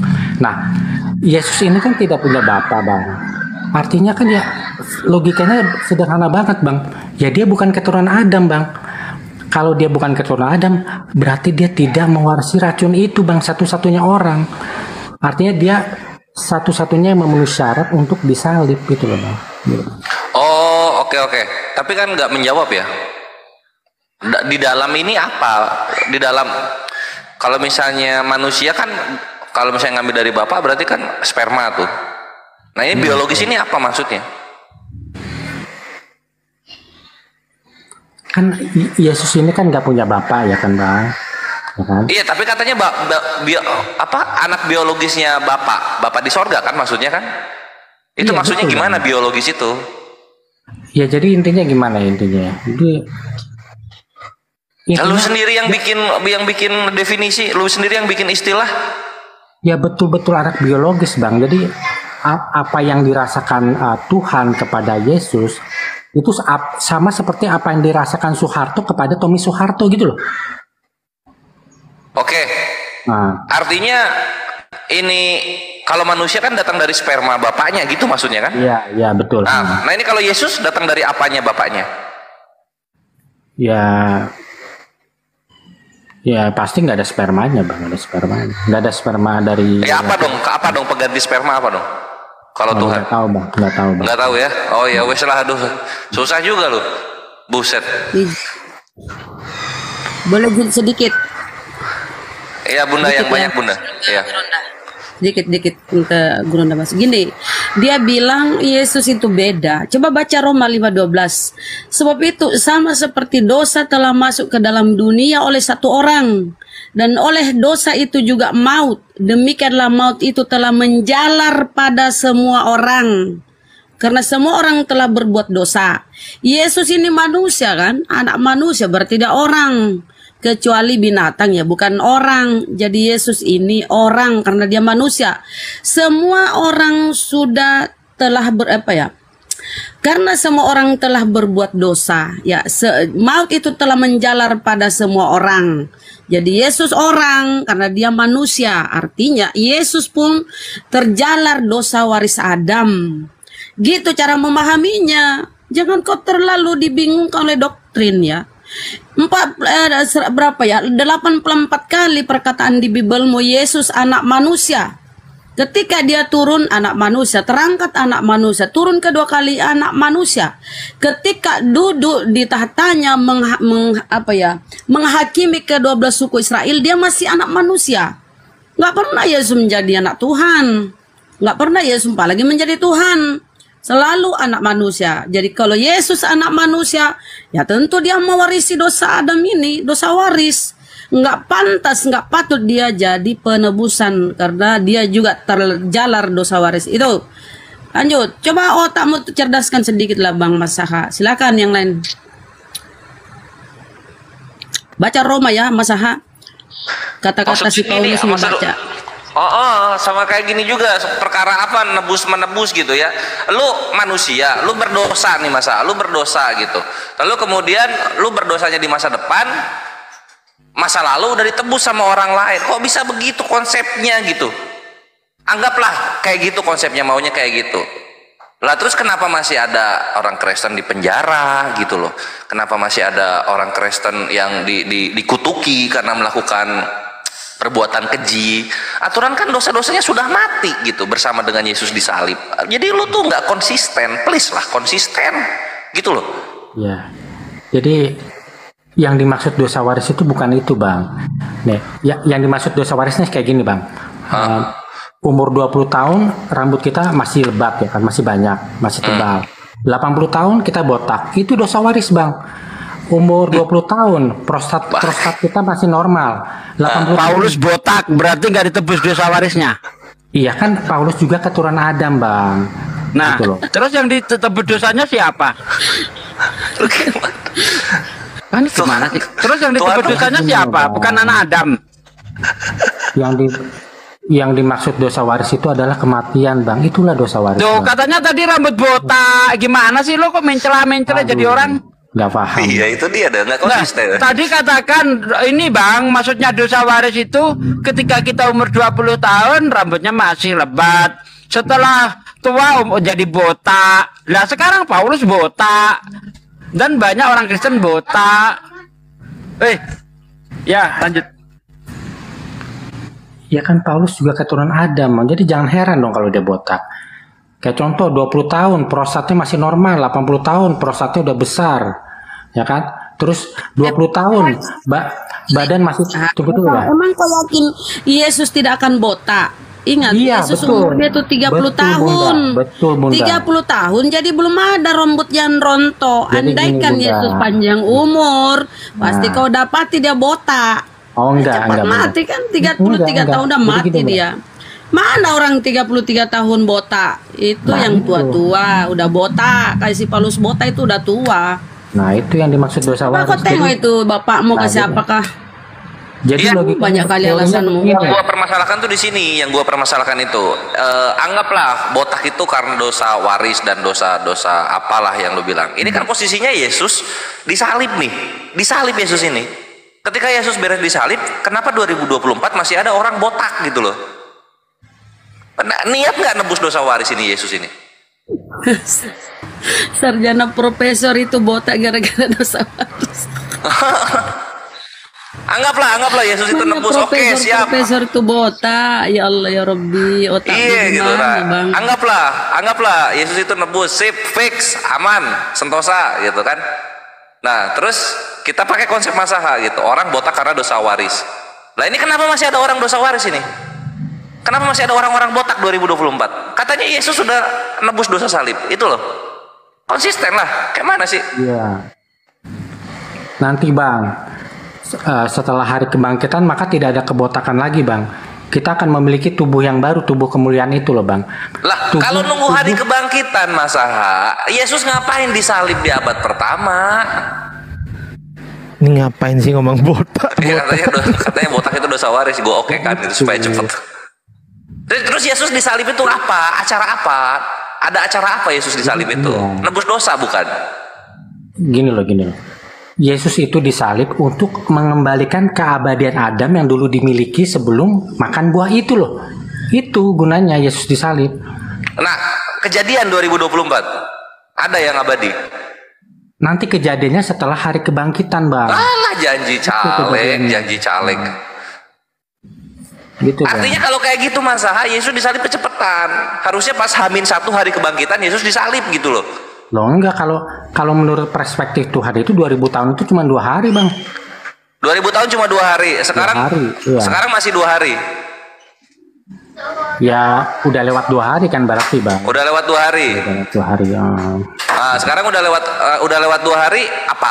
Ada acara apa? Ya tinggal tunggu Yesus atau Nabi Isa datang, Bang. Ya itu dia kelamaan, anjir. Itu dia kelamaan. Sebentar lagi, gimana sih ini lagi. Tuhan lu bikin event tuh? Tahu dari mana? Kecepatan, kelamaan. Bang Gores tahu dari lama mana? Masih lama. Nah gini, gua kasih tahu kelamaannya gimana. Adam makan buah yang kata lu ada racunnya ya. Adam makan buah yang ada racunnya. Adam kan berdosa, menyebabkan keturunan-keturunannya berdosa itu kan. Nah, sampai Adamnya meninggal, sampai Adam punya cucu cicit, ini yang penebus dosa belum datang-datang. Telat ini. Oh iya. Ya kan? Nah, mantep tuh. Ya enggak? Ya. Datanglah dia. Datang dia nih, datang ke Palestina gitu. Dia nggak datang ke Amerika tapi ke Palestina, datang gitu. Saya menebus dosa. Dosa siapa? Dosa Adam. Lah Adamnya udah meninggal. Oh iya. Ya nggak apa-apa lah, tanggung udah turun. Oke lah, kita salib lah, disalib kan. Apa? Meaningless. Adamnya udah meninggal. Coba makanya dipikir gitu loh, konsep kekristenan ini nggak logis dan nggak konsisten, serta nggak komit gitu dengan apa yang dinarasikan gitu. Menebus dosa, oke. Apa itu dosa? Ya itu contoh orang-orang botak karena dosa, oke siap. Terus bagaimana cara menebus dosa? Dengan kematian Yesus, darah Yesus di kayu salib, oke gitu. Udah disalibnya, udah. Loh kenapa 2024 masih ada orang botak? Kayak gitu-gitu. Ya, gini bang. Di Islam tuh nggak begitu, my bre. Di Islam itu nggak begitu. Gini bang, jika tidak ada penyaliban maka tidak ada hari kebangkitan, gitu aja bang. Yang di bawah yang tidak kopla. Jika tidak ada penyaliban maka tidak ada kebangkitan. Oke, kita anggaplah begitulah. Jika tidak ada penyaliban maka tidak ada kebangkitan gitu. Nah sekarang ini udah ada penyaliban. Siapa yang udah pernah bangkit? Yo. Setelah penyaliban. Loh, siapa? Islam kan mengimani hari kebangkitan juga kan bang? Loh. Kita mengimani kebangkitan tapi tanpa penyaliban. Loh enggak. Kalau menurut iman Kristen, hari kebangkitan itu terjadi karena penyaliban Yesus gitu loh. Nah, oke, siapa yang udah bangkit hari kebangkitan itu? Siapa yang udah bangkit? Belum ada. Nah, janji caleg lagi. 2 kali lu janji caleg ke gua. Loh, hari kebangkitan. Semuanya serba nanti. Hari kebangkitan kan setelah Nabi Isa datang gitu kan.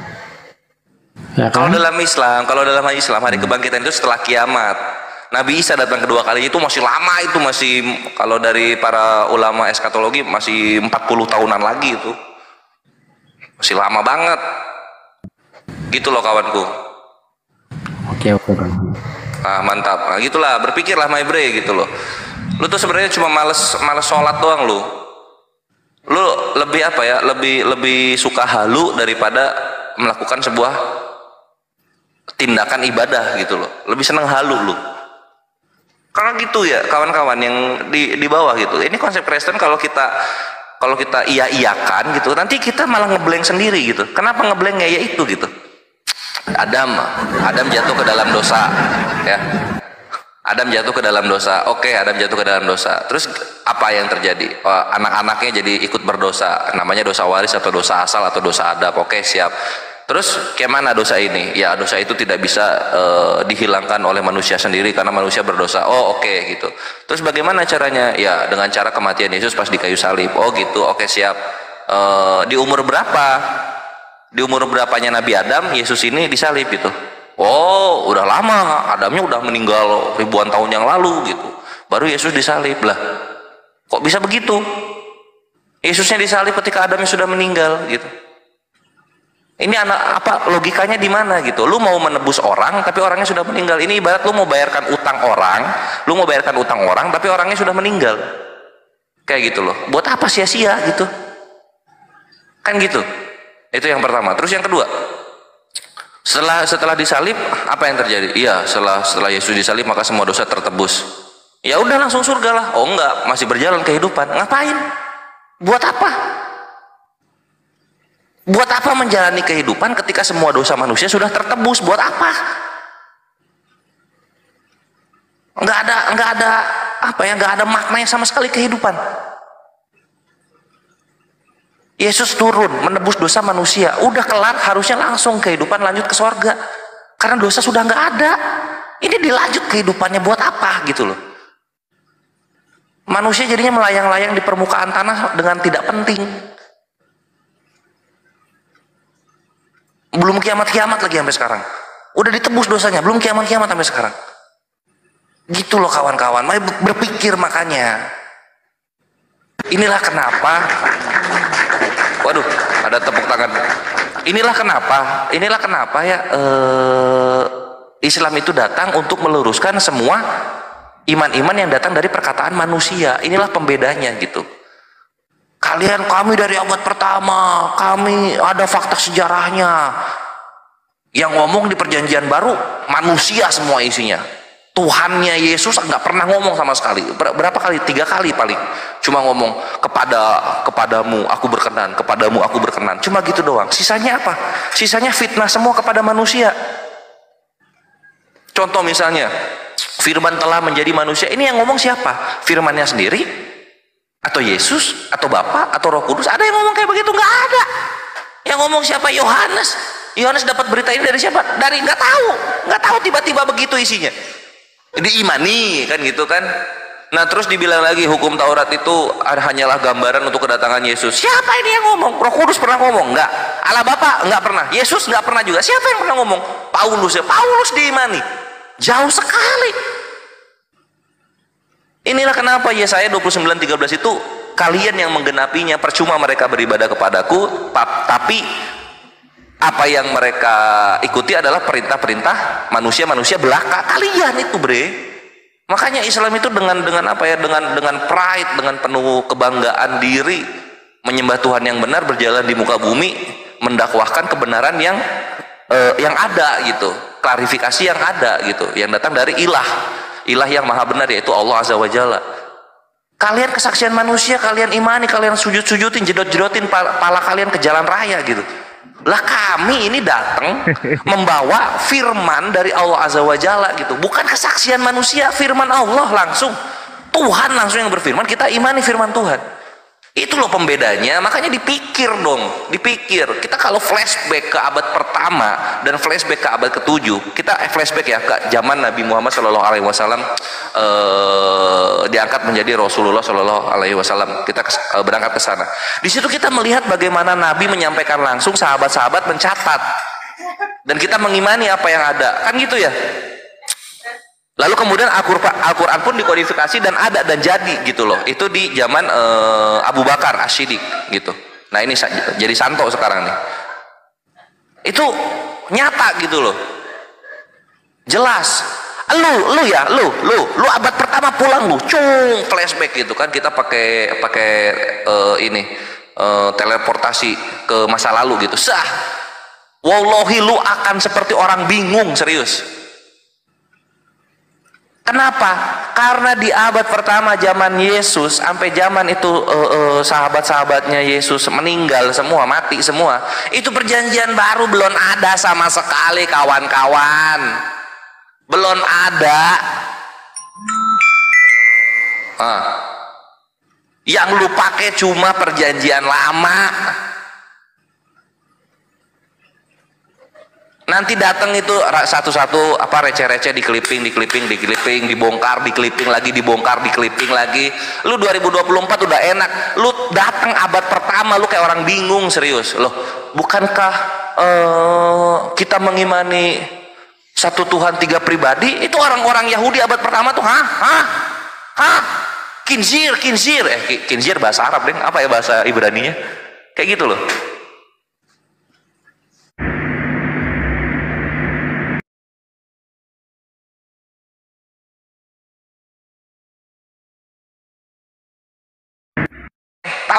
Kamu ngomong apa? Kamu yang satu Tuhan tiga pribadi itu kamu ngomong apa gitu? Kayaknya itu konsep baru ada, konsep yang kalian imani, terutama mayoritas kalian imani itu baru ada di abad kedua akhir. Siapa yang membuat? Tertullianus gitu kan. Lagi-lagi apa? Perkataan manusia. Lagi-lagi apa? Lu menggenapi Yesaya 29 nomor 13. Itu sudahlah. Jadi please ya, mumpung asam lambung gua lagi kumat. Please kalian cepat sadar gitu. Yuk lanjut, silahkan yang lain.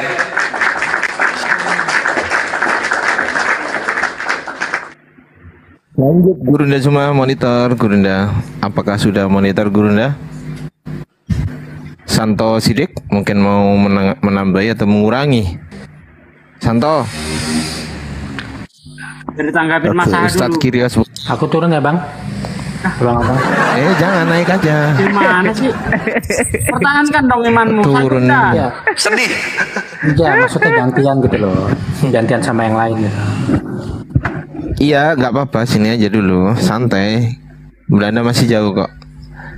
Mungkin dari Pak Desugi mau mengurangi, menambahi. Tanggapin masalah dulu itu. Gimana itu?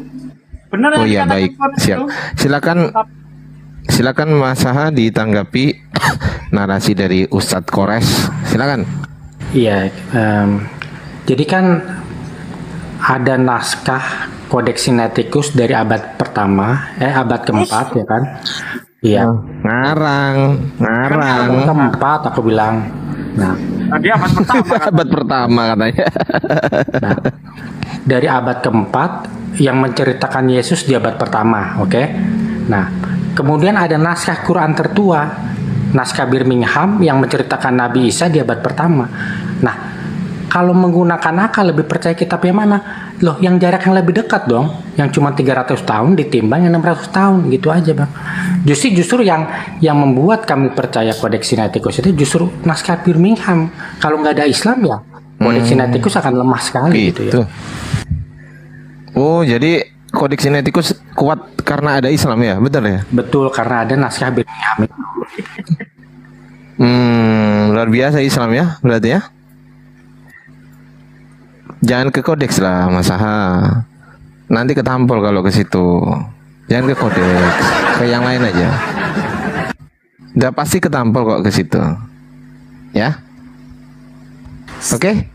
Satu pertanyaan ke Mesaha, Masehe. Masaha, Yesus itu menurut kamu juru selamatmu? Masaha. Oh iya. Oke, sekarang saya minta bukti seperti yang kau imani. Di mana Yesus itu juru selamat bagi oten pemakan babi seperti kamu? Silakan data Bible ya. Di mana Yesus berkata dia juru selamat bagi oten pemakan babi? Silakan. Aku nggak makan babi loh. Aku nggak makan babi sama onta loh. Ya orang Kristen lah. Kalau kau nggak makan babi ya. Di mana Yesus berkata dia juru selamat bagi oten? Kan murid-muridnya itu kan oten, Bunda. Saya tanya kamu di mana? Enggak. Murid-muridnya oten. Gimana kau ini? Oten. Di mana? Gini saya kasih tahu ya. Ketika pemilihan dipilih pengganti Yudas karena dia berkhianat kan, Yudas berkhianat maka dipilih penggantinya. Ya, mereka tidak memilih si Paulus botak, yang dia pilih Matias. Ya karena Paulus ajarannya dengan para murid Yesus itu bertentangan, makanya diadakan konsili Yerusalem. Konsili Yerusalem itu dikutuskan, oke, si Paulus ini dengan sekte Kristennya menyebarkan ajarannya kepada orang-orang tidak bersunat di luar Israel.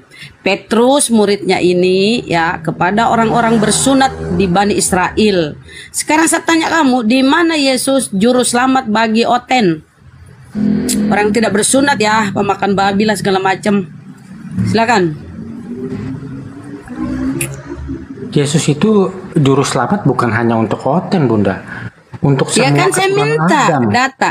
Kalau Untuk semua kita baca keturunan kisah Adam. para rasul, dengar ya. Kisah para rasul 13:23, Allah telah membangkitkan juru selamat bagi orang Israel yaitu Yesus. Sekarang saya minta data di mana Yesus juru selamat bagi Oten. Silakan. Ya, kalau gitu pertanyaannya aku juga bisa balik dong, Bunda. Loh, kok Bisa aku bantu bertanya ya? lagi? Kau ini kenapa? Kau miring otakmu kah? Saya tanya dulu kamu, sebentar kau bertanya balik. Kalau kau sudah jawab, kecuali kau mengaku nggak ada juru selamat bagi orang Kristen, bolehlah kau bertanya kembali. Jawab dulu dong, supaya fair. Ya, silakan. Ya. Kalau Nabi Isa, Bunda katakan hanya untuk orang Saya Israel. tanya Yesus. Dalam kisah Iya, para iya, rasul oke. 13:23, Yesus juru selamat bagi orang Israel. Ya kan, Bagi Yesus sama- Oten saya minta mana seperti yang kau imani. Kamu kan mengimani bahwa Yesus juru selamatmu dengan kematiannya. Mana datamu itu? Kalau ada, ya bagus. Kalau tidak ada, berarti kau iman buta. Tunjuk data lah. Ayo. Loh, Yesus bukan hanya untuk Oten, Bu. Untuk semua Yang keturunan mana Adam. untuk Oten? Jangan untuk, saya minta untuk Oten aja. Untuk kayak kau ini. Lah, Mana? kalau sudah untuk semua keturunan Adam ya sudah termasuk Oten dong. Mana keturunan Adam datanya? Saya minta untuk Oten. Ya gampang, Yohanes Tunjuk 3 data. ayat 16. Kan kau imani Yohanes Yesus 3. itu mati terkutuk di tiang salib sebagai penebusmu, juru selamatmu. Mana tunjuk data bahwa Yohanes dia 3 ayat mati 16. untuk kamu? Silakan. Yohanes 3 ayat Data 16. dong. Aduh, dibilang Datamu Yohanes 3 mana? ayat 16. Yesus juru selamat bagi Oten. Mana? Yohanes 3 ayat 16. Baca. Apa tuh bunyinya di situ? Ayo. Iya. Ini ku ajari otakmu supaya tidak sungsang lama-lama ini. Otakmu terus sungsang ku tengok ini. Aku malas lah Coba. karena Bunda Rama lah. Jangan malas kau dikasih Enggak. tahu diajari baik-baik. Kau malas. Enggak ada kemuliaan berdebat sama saya minta perempuan. data. Saya minta data. Kenapa kau takut? Kita minta data kok. Coba tunjuk data. Kan imanmu begitu. Yesus katanya juru selamatmu. Coba tunjuk data di mana Yesus juru selamat bagi Oten. Mana? Ngeyel kau. Yesus itu diperuntukkan untuk orang Israel. Dia diutus kepada Bani Israel. Untuk Oten mana? Tunjuk data kalau Yesus untuk Oten. Tunjuk datamu, jangan ngeyel kau. Makin tua kau makin ngeyel ku tengok.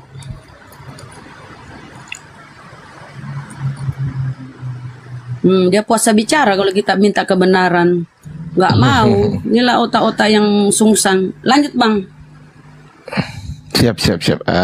Izin buat edukasi teman-teman, kalau memang guru-guru saya sudah selesai semua, saya izin masuk, boleh guru-guru saya?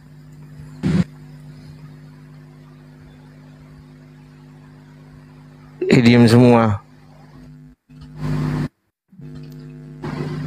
Gurunda semua masih monitor Gurunda? Ya, masuk.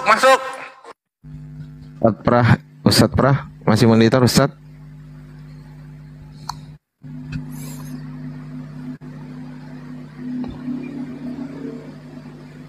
Oke, baik. Mas Aha, Aku bukan Ustadz, aku Taliban. Lanjut. ya, Ya, Mas Aha masih monitor. masih Mas bang, Aha? masih bang. Ya. Baik, saya tidak akan menyerang pribadi Mas Aha dan tidak akan menyerang pribadi saya ya, karena nggak mungkin saya nyerang pribadi saya kan gitu kan. Anggaplah itu cuma bualan belaka. Izin host bisa dibesarkan. Saya barusan menemukan ini teman-teman, yang katanya Mas Aha. Izin host bisa dikecilin saya host. Orang begini saudara perlu otaknya diterapi sekali-sekali. Jangan dia mau menyesatkan. Kita terapi otaknya, kita kasih tuh mana data Yesus juru selamat bagi kamu. Nggak ada tuh, tuh tersadar gitu aja. Nggak ada paksaan kok. Iya betul Bunda. Teman-teman, saya barusan buka-buka data dan ternyata saya barusan nemu ini. Ini saya barusan nemu di Markus ya 15:47. Maria Magdalena dan Maria ibu Yoses melihat di mana Yesus dibaringkan. Ini adalah ayat terakhir dari Markus 15 ayat 47. Ini ayat terakhir teman-teman ya, ada ya, ada ayatnya ya. Dan di ini kan Alkitab Sabda nih. Nah di sini juga ada nih Greeknya. Coba mari kita cek di kodeks tertuanya. Katanya tadi Mas Hakan mau lari ke sini. Ini teman-teman. Ini Markus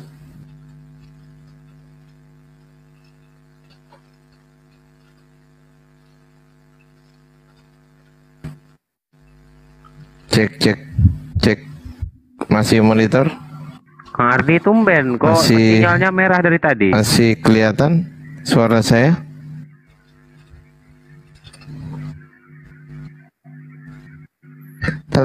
Halo, Iya masih tumben. monitor suara saya teman-teman? Sinyalnya putus-putus Kang Ardi merah. Ngeleknya? Iya ya udahlah, oke, lanjut yang lain dulu nggak apa-apa.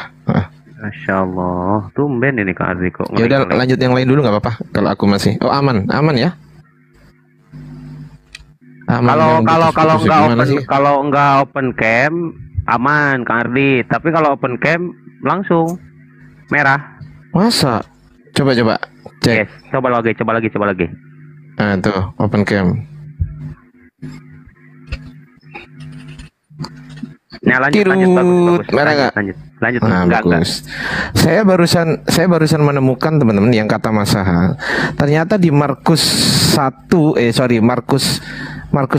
terakhir ya, Markus 15 yang terakhir ya, ayat terakhir ayat 47. Ini Maria Magdalena dan Maria ibu Yoses melihat di mana Yesus dibaringkan. Ingat ya.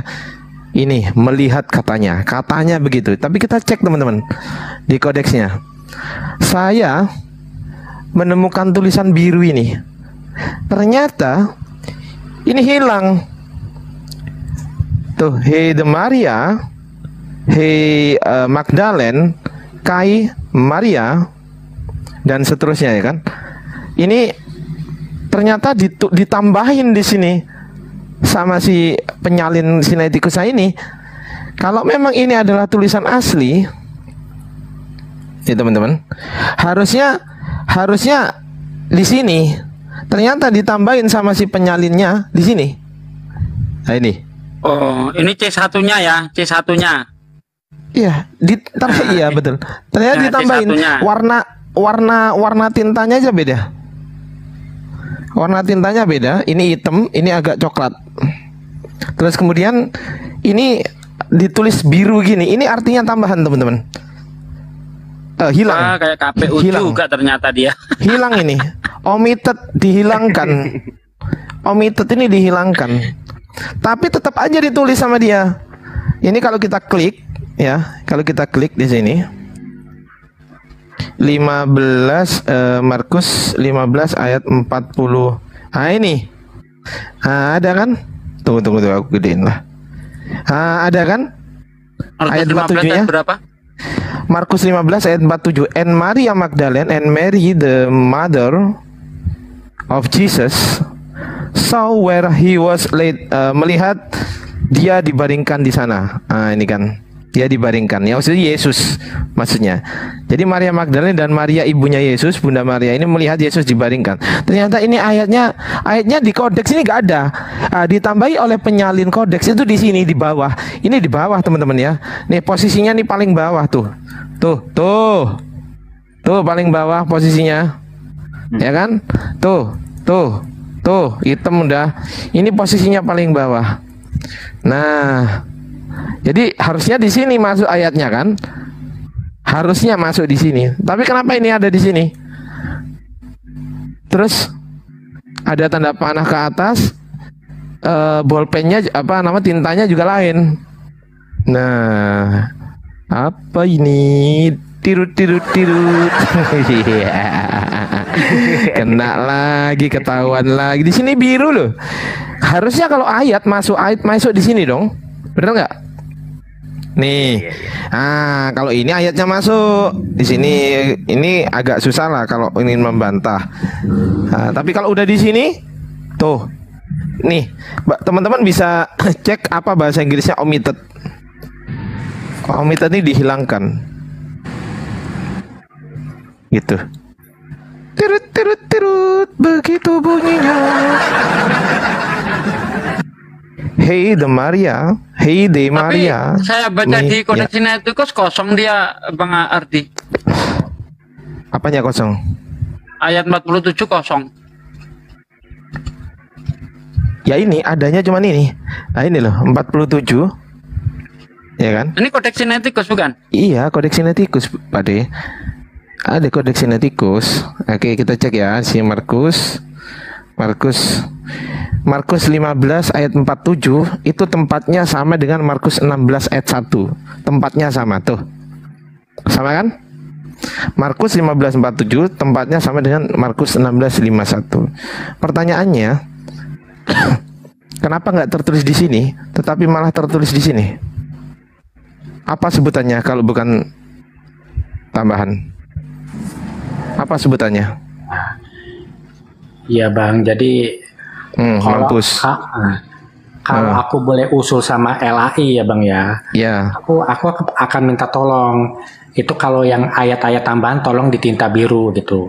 Jadi kalau tidak ada yang terdapat di Kodeks Sinaiticus ditinta biru gitu biar. Nah, siapa yang nambahin kira-kira? Aku nggak tahu Bang, nggak tahu. Nggak tahu. Bukan tukang beca kan? Ini ada catatan. Jadi gini Bang, gitu Bang. Bahkan di Kodeks Vatikanus, teman-teman, tunggu aku belum selesai. Bahkan di Kodeks Vatikanus kalau kita buka, ini ngeri loh ini. Coba ya kita buka Kodeks Vatikanus ya teman-teman. Ini ngeri loh ini. Kita buka di Kodeks Vatikanus. Nih kan? Vatikanus nih. Tuh manuskrip Vatikanus. Oke ya, Vatikanus ya. Kita cek pada halaman 1512. Ini 1512. Tuh, di sini ada catatan pinggir. Penasaran sama bunyinya? Aku baca ya. Ya. Ini bunyinya amatestate kai kake apes ton palayon me metapoye. Apa artinya? Kita cek, barangkali saya bohong. Tunggu. Transmisi Bible, bukti Bible dirubah. Ya, kita cek di sini. Ini memang Wikipedia, tapi saya makainya karena ada ininya.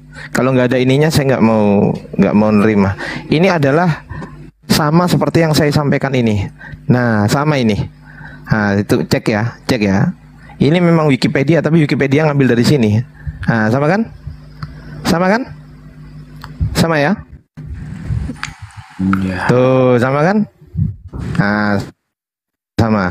Saya sebenarnya nggak mau, tapi berhubung ini dia Wikipedia ngambil data primer, saya bisa lah pakai. Kita cek di sini sekarang. Apa artinya amatestate? Nah, ini ya. Pada halaman 1512. Pada halaman 1512.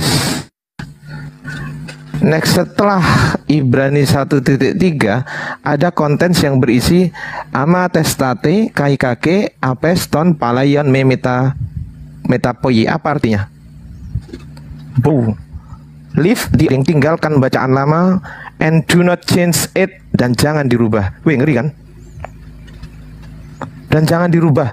Penulisnya marah-marah. Penulis Kodeks Vatikanus marah-marah. Karena sebelumnya kitabnya udah dirubah-rubah. Itu loh. Ini